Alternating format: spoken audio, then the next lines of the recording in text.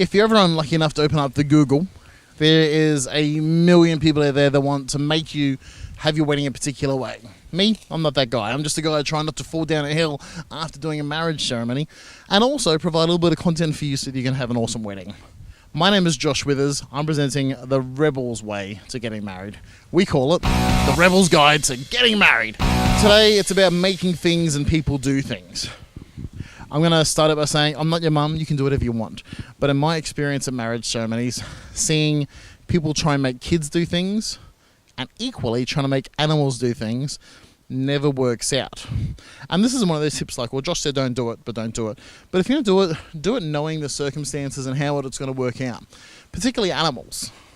In fact, I would strongly encourage you to just let animals be animals at your wedding. And don't start falling into animal cruelty area. Like this.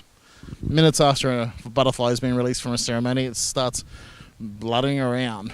It doesn't like it. Being frozen and then forced to release, it's not good for a butterfly. And you might think, you know what, it's only a butterfly, screw it.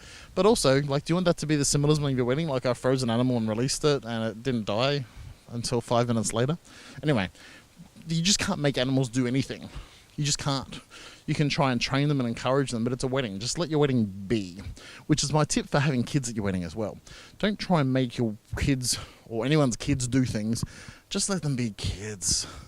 Let their memory of your wedding day be that they were present and you hugged them and you gave them a kiss and they got lots of lollies. Not that they were forced and made to walk a certain way or go down a certain area. Kids just don't enjoy it. Just let your wedding be what the wedding is. Don't try and force it. In fact, that's a tip for all weddings in regards to everything. Don't try and force it. Just let it be. This is the Rebel's Guide to Getting Married. My name's Josh Withers. Please share this around. Let the world know that there's a different way to get married. That there is indeed a really good way.